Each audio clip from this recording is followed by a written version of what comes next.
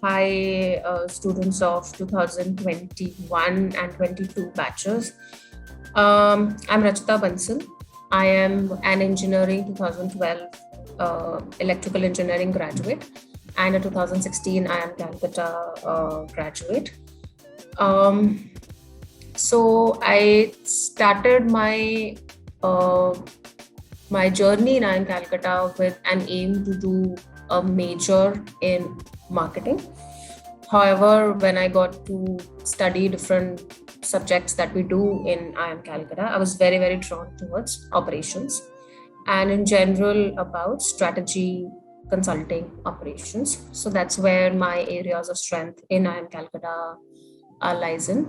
I did my internship with Accenture Consulting, where I was working on a 2 month project that we typically get to do in summer internship, which was around building a dashboard for an organization to help the management actually track the important KPIs, the business decisions, the challenges, what is going to affect them in the future. So basically, predict as much as possible the factors that is going to affect the business and give a visibility to the organization on day to day.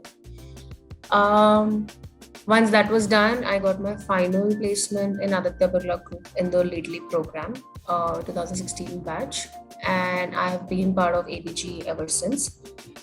So a typical journey in a Leadly program in ABG, or I think in TCS, Mahindra, and even more companies who are offering Genman right now, is that the first year or maybe the first 6 months of your job is spent into different businesses of the group, and within different businesses also you can you get to work on different functions. So with my case, 2 out of 3 stints I got were in retail, were in operations planning, front end operations, which really helped me because that was also the area where I was interested in. And my third stint was in Novelis, where it was more about dashboarding, MIS, data building, automation. My advice to all the people who get into a Genman role is that whenever you get into these kind of stints, or in the business, actually they're not looked as full-time roles. They are looked like internships or stints. So one of the challenges that I used to face was the projects were amazing. You will definitely get to learn a lot of the business. So from the project point of view, two things. If you find that the project is not interesting enough or doesn't give you enough uh, exposure to the business or to the function, do escalate it to your HR partner, especially the lead HR. That this so do create a noise around it, because if you don't, nobody else will do it for you. Second, if you do find the project very interesting, but for whatever reason you're not getting enough visibility or help from the people who you're supposed to work with. So, for example, if you get a project in operations, you have to talk with commercial, you have to talk with sales, you have to talk with marketing. If you do not get enough time from those people, do highlight it in time to the project guide that you have. One of the advantages that you will have is that you get a project guide who will be a decently senior person in the organization. And most of the people you work with will either be his peers or reporting into him. So if you highlight, so I'm not saying please escalate it or create a ruckus around it, but do highlight it, because please understand what you are doing is just a 3 to 4 month project, and those people have 10 other things to work on. So they will not give you the attention that you hope they should. But at the same time, because you have to deliver a good result on your project, plus understand the organization as much as possible, you have to ensure that they give you some time. So please try and find the right balance between, delivering on your project plus getting the attention that it is that you need from other people. So that's on the experience especially for those that who get into projects, and this will be true for the first year of your career. From the second year onwards, like it worked with me, you get into a full-time role, you have full-time responsibilities, and then you get into the business, the day-to-day of the business, and then there'll not be an issue, and you'll also learn how things are. As far as my career goes, I was working with More, which is Aditya Retail, in the planning function. I was handling home care category, roughly 300 crore revenue. And after that, I moved into Pantaloons, which is Aditya Fashion and Retail, and is part of planning there again. So my experience is a combination of strategy planning, program management, project management. One of the good things with lead programs is that you get enough visibility on the organization. You start at least at a manager or a group manager level, and hence you are decently senior that you don't have to do a lot of grunt work. But yeah, you are at a position where you can learn a lot as well. So that's how I would summarize my journey. It's been quite exciting. I've been part of retail operations for almost 5 years now, and it's been quite exciting at that. Yeah. So I will talk more about retail sector because that's where all of my experience lies in. So in retail sector, when you finally get placed, or even in an internship, there are broadly two sides of the business that you get into. So there is a front end, which is your store sales, or called operations, front end, whatever. That's one phase of the organization where you can get into. So typical roles that you will get is either you'll get a store manager role, which would be a decently sized store, say doing a revenue of 100 to 150 crores, and you get to operate the store, which is more from the formats of bigger stores, like your more hypermarkets or your big bazaar kind of formats. Or even if I talk about Pantaloons, the Pantaloons kind of formats. The second is if you talk about smaller stores, so then you get a zonal role where you'll be responsible for, say, 6-7 small stores. So in a way, it's more about a P&L. So you roughly get to handle a 100 odd crore revenue business when you go into the front end. The journey from here is obviously that you start with store, then you move to zone, and then you move to bigger roles in the zone. On the other side of the business, there is HO side, which is the headquarter side, where you either get into two broad functions. There is a product function or there's a marketing function. So a marketing function, I think, is easier to understand, that you can get into a brand role or a market activation role, customer loyalty. These are the kinds of roles that people in my batch or one batches above or below have done. The second role in HO or in the back end is your category roles, where you either get to be a category manager or you get to be a planning manager. Where depending on the structure of the organization, you will handle a category roughly about same 70, 80, 100 odd crores.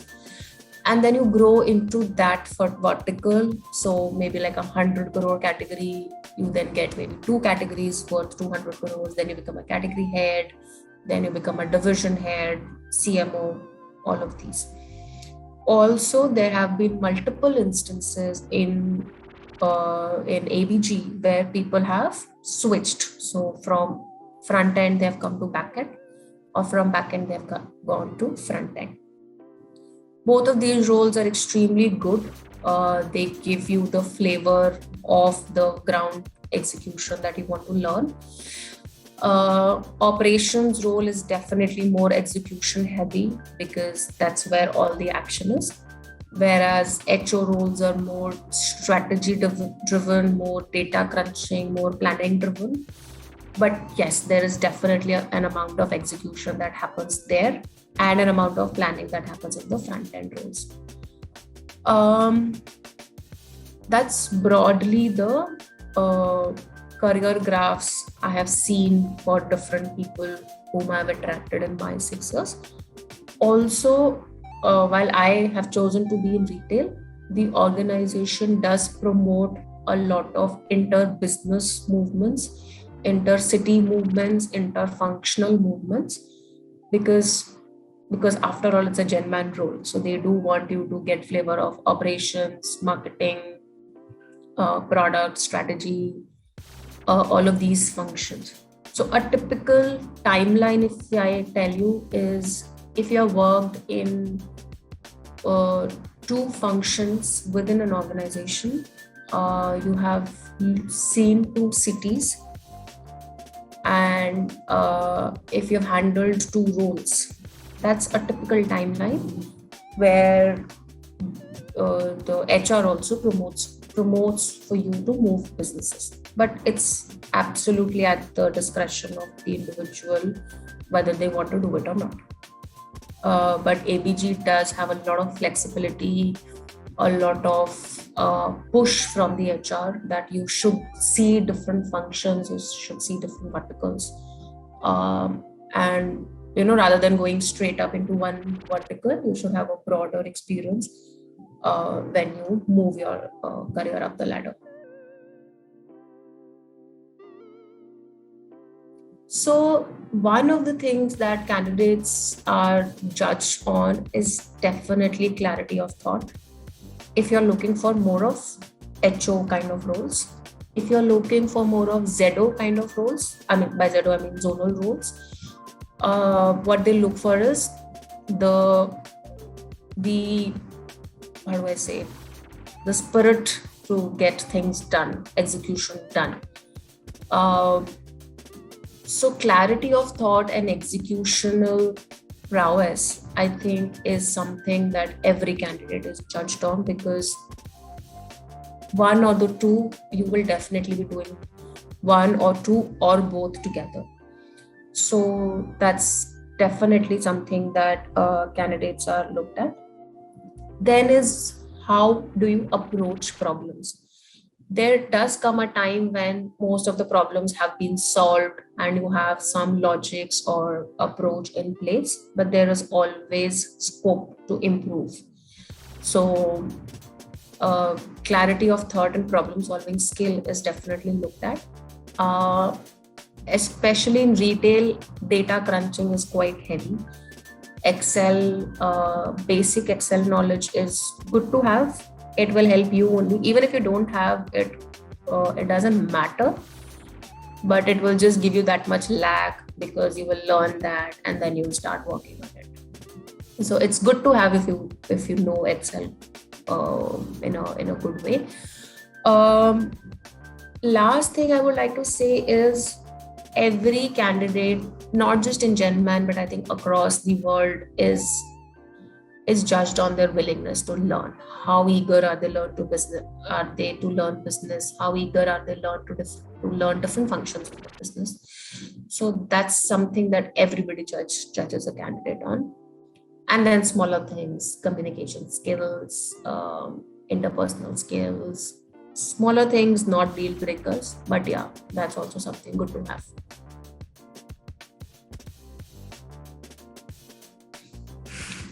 Actually, more than myths, I would say that one of the bubbles that got broken for me when I joined was that, see, when you are studying, you learn a lot of models, a lot of algorithms, complex way of doing things, because data is assumed to be sane, to be healthy, to be in the required format or the required data points. But unfortunately, data is very, very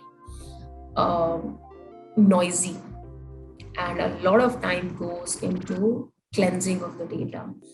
So one of the myths that got broken for me is, don't try and tell everybody that I am an MBA graduate, and hence if I am forecasting sales, I will not do below a triple exponential algorithm, and or I'll do an ARIMA, or I'll do some more complex algorithm, because it will not work for you. When you look at the data, it will be so heavy, it will be full of noise, that unless you know how to clean the data, you will not be able to put up any algorithm.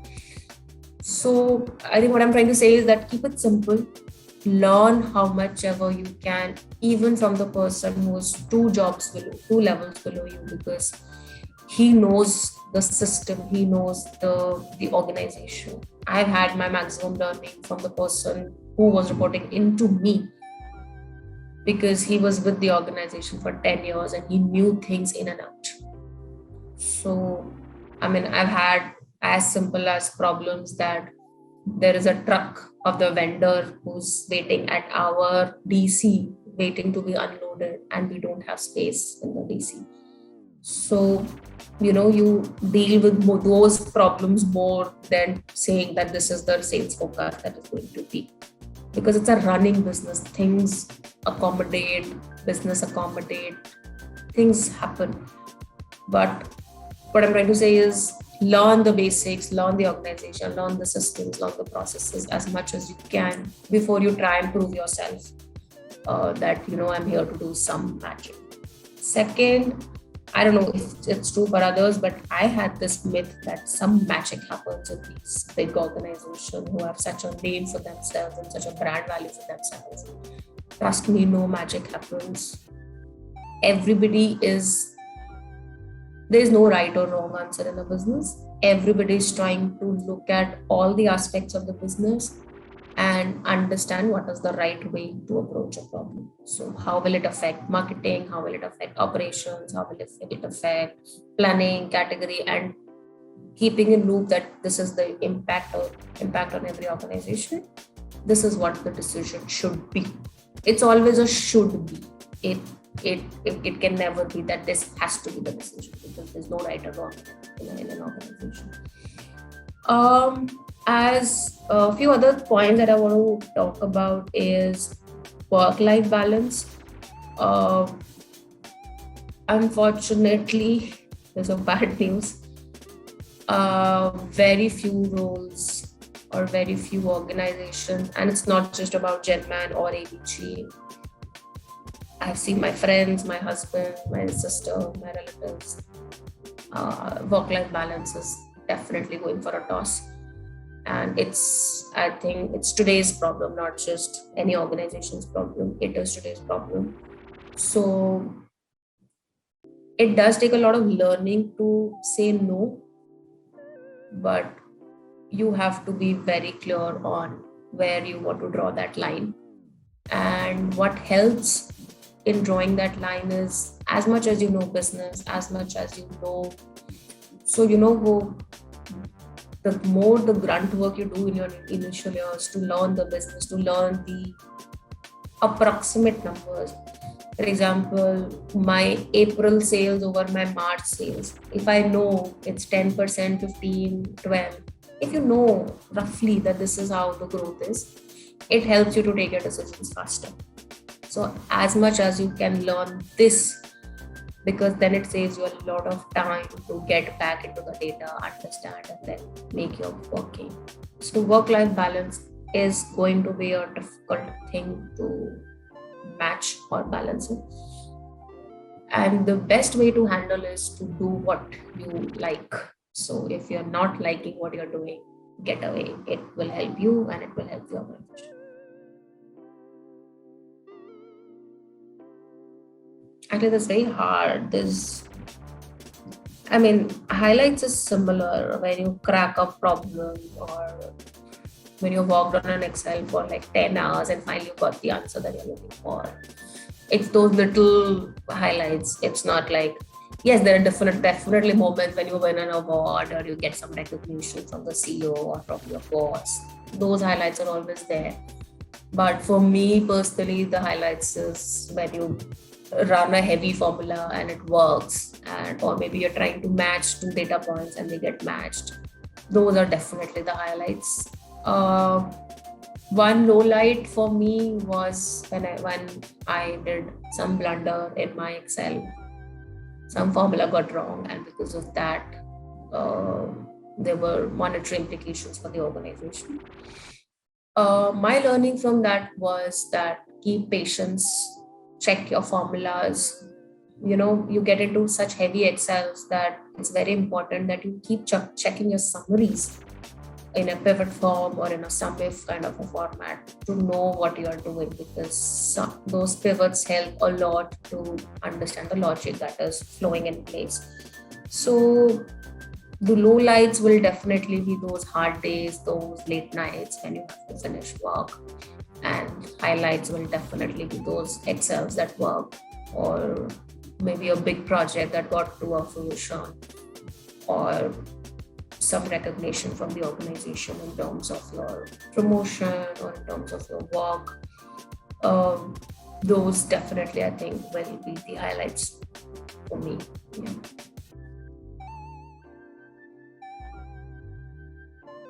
So I told you about the career graph, and career switch is, as an organization, ABG does promote a career switch between organizations, between within an organization, between functions. So in my organization, I've definitely seen people moving from front end to back end roles to front end roles. So that definitely happens.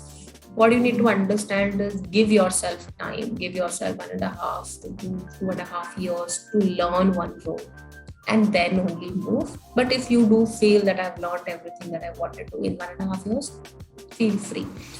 Approach HR as much as possible if you want to make a switch. Within the organization, you can talk to your own HR. Outside the organization, you can talk to a lead HR. So career switch is generally promoted because it's said that it's better to be a generalist right now, right? I mean, in these days, than to be an expert into one function. So it's not only, I mean, it's not a question, it's promoted. So definitely make an opportunity of this. I know a senior of mine who worked into, I think, who has worked into 3 to 4 functions within our ABG stint.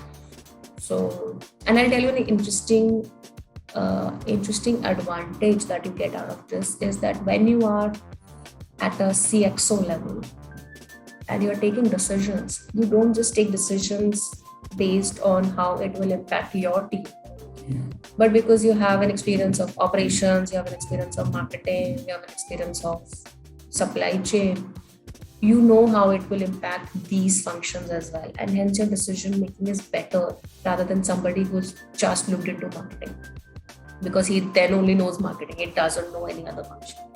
So it does help you a lot if you have experiences of different verticals in the organization. As far as staying loyal to the organization is concerned, I don't think there's any loyalty left anymore anywhere. So it's your career. Nobody can hold you accountable for coming into ABG and then moving out. I've seen people who left in 1 month, who left in 1 year, and people who are part of this organization for 15 years. So it's absolutely up to you whether you like it or you're not. But yes, I mean, there is definitely more inclination towards startups or towards e-commerce businesses. Please understand it from the policy point of view as well. How are the HR policies of the organization? How much, because your life doesn't move up, it moves in spirals, right? There are downsides and upsides. After a while, your family will become more important. You'll have kids, you'll have more responsibility. So you have to understand in the initial 3-4 years, take as much risk as you can, because hopefully there's nobody dependent on you. In the later years, it becomes a little difficult to take risks because you have more dependency, you are more set in your ways, you are on a higher salary band. and hence it gets difficult for other organizations to match it. So not loyalty is, nobody cares about this. You're loyal, good. You're not loyal, good. Do what you think is best for your career.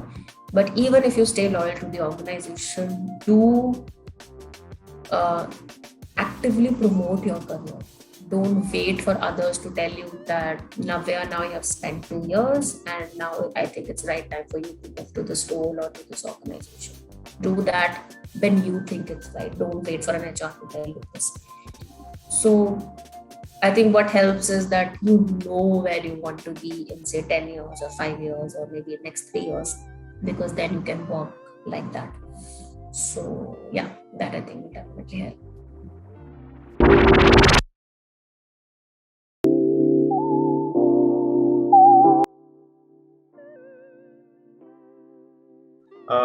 Hi guys, my name is Palgun, and I have a background in my UG in mechanical engineering. I graduated from mechanical engineering from RNS IT, which is in Bangalore, and then post that I joined MBA. And I was actually not sure of which sector I had to give my concentration in my first year. So I wanted to try out new things. So I wanted to go into Gen-Man sector and where I get more options to try out things. So I planned for getting into the Gen-Man company, and I also got an internship in Aditya Birla Group, and also converted successfully, converted PPO there.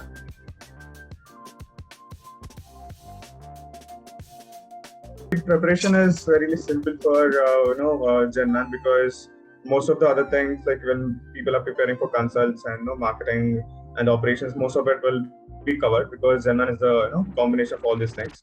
So technical side, I think it will get covered in marketing prep as well as operations prep. While specifically if you're preparing for Gen-Man, I would divide that into basically 3 things. One is the personals prep. I think the prep form will be floating form in which there will be multiple questions we need to answer, and I think I would recommend people to write a compelling story for each of those questions. Now the second part is about the CV. I would first recommend people to take up the CV, sit in front of it, and concentrate on each bucket. Think about what was the incident that happened during that time, and write a compelling story around it. I would recommend STAR framework of Amazon, where we have to set the context first, then the task that was assigned, and then what action you took, then what was the result of it. So I think this is a very good framework to use when you're telling a compelling story to your interviewer. So try and write about a story for each of the buckets. That would be about the CV. Then going for the company prep. Company prep is very important for Gen-Man, because it's not about how much you know about the company, but they want to test how prepared are you for the meeting, right? So when you go for the interview, how prepared are you for the meeting is what matters. So do the company prep, know about the key industry areas that the company is operating in, and the recent news developments about the company's investments, as well as by the investments, I would mean that when they're making some investments, there is some strategic moves that they're taking there. So just try to gauge those moves and keep that ready while you go for the meeting. I think the preparedness will be appreciated much more when you go for the interviews. So that would be the 3-part preparation I would recommend for Gen-Man. The interview process for Gen-Man is usually, around the behavioral questions. How do you behave? Basically, the intent with the come to recruit on our campuses is to, hire leaders for the future, right? So all of their programs are like leadership programs. So they want to groom us into a future leaders of the company. So they would definitely look into the cultural fit of the company. So you need to be knowing what are the value systems on which the company works on, and what values drives the company. So learn about those things and try to frame your answers in such a way, and bring out those values through your CV or your personal questions that they ask. Okay, one is that thing. And also they would look for majorly problem solvers. Okay, what Gen-Man people really need are problem solvers who can take ownership of a project and solve the problem at hand using whatever techniques that are there, marketing, operations, whatever that is out there. Just the problem needs to be solved. So I think problem solving has to be the key important issue you need to be targeting while giving your interview. So bring out those problem solving techniques through your CV or personal stuff, I would say, again in the interview. I think, and also the confidence with which you deliver the answers is very important. So if you are very confident, that shows that okay, you can be very well present. You can present things very well in front of them. So I think preparedness and this problem solving skills are very important when you go for an interview. It's about problem solving is about first having a knowledge about things, right? So be curious. Just know things that are out there. Like read. I think my prep com and as well as many seniors already would have been giving you a lot of suggestions on what to read. So know the things that are out there, new developments and all that are happening.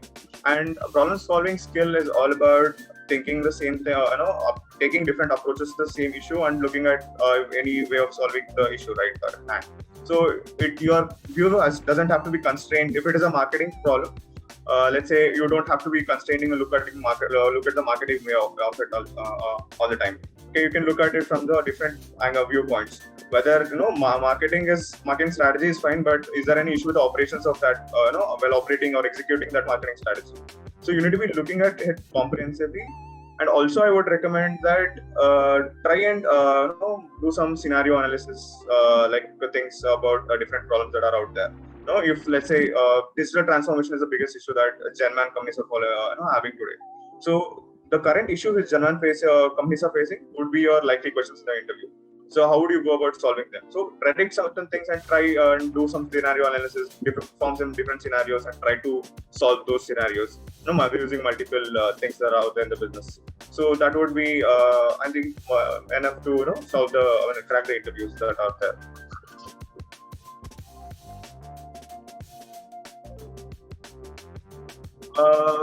I think the biggest, recently I've been talking to the PCP ones. So I've seen that people ask a lot of things like, how would their work X matter? Freshers don't get, Gen-Man shortlist, all these things. Okay. So I don't think so. I don't think so that work X will matter much. But it does matter, but it does not matter much. When I went into my internship, all of us, like with the people with work X and non-work X, got the equal level of projects. There was no bifurcation such as while we were working there. All of them were challenging. All of them needed, all were needed challenging to us, and we needed to learn new things to solve those certain problems out there. So I feel you should not think much about work X and non-work X. Both of them have the certain advantages and the disadvantages to it itself. So without worrying about work X, you need to be concentrating on your prep. That is one thing. And another thing is about the PORs and the work X points. See, people that are looking at the skill of the way you take initiative of things, the way to take responsibility of things and execute things, right? So I think while people talk about you have to have some PORs on your CV, or the work X wants to be stronger, all this, it's about taking responsibility.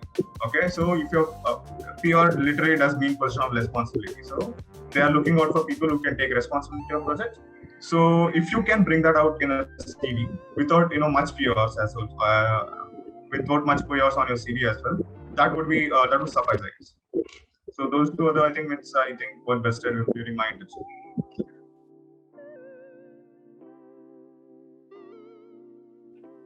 So I was talking about this problem solving skill as well as ownership mentality, right? These two things are the main things that came in handy for me. And also I would say that was a major thing that contributed towards getting a PPO there. So I would talk about most of us were we're a combination of people who had work X, non-work X, coming from different backgrounds of UG and had different interests also. So once we got into the office, we were given us preference form where we filled in our preferences that we'll work in this particular domain or which were interesting to us. So we were placed mostly according to our interested domain itself. But even then, it's not about just if someone is choosing, let's say, marketing, and he would be put into a marketing project as well. It doesn't mean that you will be only given marketing responsibilities, right? Marketing strategy or something like that. It'll be overall, you need to be doing other things as well in a Gen-Man company. Let's say on the day-to-day basis, companies are undergoing a lot of changes as well as the projects are coming in. So you need to be contributing in the day-to-day activities of the company as well, along with the main project of yours which comes to you. So there'll be two tracks going on simultaneously, right? So that was very interesting for me because I was literally having to contribute on daily basis, and those contributions were literally made sense for them, and they implemented those things on daily basis as well, right? So that is something which is very we're giving us satisfaction because we are able to make change there, as well as our research project which will be going sideways, which we will have to deliver at the end of the internship. And one more thing was very interesting that thing happened that was that I was placed directly under a product head of the, let's say, product head of, let's say, whole company itself. He was directly reporting to the CEO of the company. So whatever we do, right, the project deliverables. So on a, let's say, weekly basis or something, I submit some reports and that would directly be presented in front of the CEO, and then they would take a call on it. So that is the kind of impact Genman intern can have in a very short term in a company. And the visibility is also fairly large, I would say. So you would have to interact with multiple departments, multiple domain people, and take their inputs, discuss with them, and give your insights into it, right? And also that impact is also visible very quickly in Genman internships. So Genman interviews is all about testing you in multiple ways, right? It's about for me, from my interview experience, I would tell that they tested me very thoroughly. They put me under pressure and asked some questions, as well as they eased me out and asked some questions. Also, they checked for my preparedness for the interview. Whenever they asked how do you share so that how do you very prepared for the interview, is that you know very thoroughly about the company, which industry it is operating in, what are the key moves that the company has made, and why is it going to make those moves. All these things you need to be gauging it beforehand itself, and then going for the interview. So your preparedness is done when you do all this stuff, right? Later, thinking on the feet comes with a lot of practice.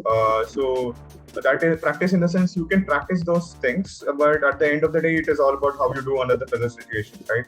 So it is about you can be curious about things. You can take up some key issues that companies is facing and deep dive into it. Think about it in multiple ways. Like I said about the scenario planning thing, do some scenarios and then why is that company reacting to it. Such things will be handy in the Genman interview. Specifically to the Genman interview, as well as the business acumen is the third part I would like to concentrate. Okay, so when you're talking about certain solutions, you need to be knowing how financially viable the solution is. How can we scale it? What are the other implications? What are the risks involved? So you need to be knowing the 360 degree of certain issues which come in with your solutions. So if they ask you some questions and you're going to just give out a solution for it, maybe a generic solution or a specific solution, then they're going to test you around that solution, around how widely you can think about solution, how multiple perspectives you can bring into that solution and talk about it. So I would fairly say that you should be confident about whatever you have done, your prep. So do the prep hard and be prepared for the interview, and also go with have a confidence, have a confident look. Go there, whatever you're going to deliver it with confidence. It will give you a lot of brownie points if you do it with confidence. And also try to make it like a conversation type. Okay? Just don't keep answering the questions and then they'll be asking questions and keep answering. Don't do that. Try to make it more like a conversation you're having with them. Have a good conversation, and also go with some questions, really deep thought out questions for the company basis of the industry itself, industry level or a company level. And don't just go with one question, okay? Go with the multiple follow-up questions. So even if the first 15-20 minutes of the interview is all about them asking you about your things and you answering them, make the last 10-20 minutes of the interview about you asking them questions, having a conversation with them, trying to really know things, show your interest there. I think that would take you far when you talk about the Genman interview. And also, I would like to take the stage to wish all the RPGP ones all the best for their interviews. Be confident, do well, be prepared, and I think you'll be placed in very good places in very coming times. Thank you. Thank you.